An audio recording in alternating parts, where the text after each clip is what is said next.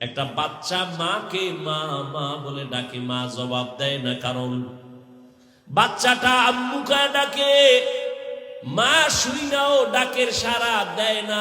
কেন?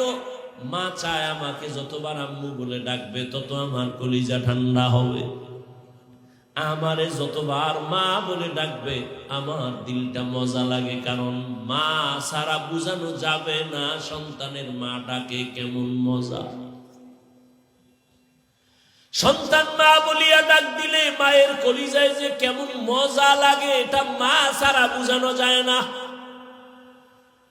ওই সন্তান একবার মা বলে ডাকে,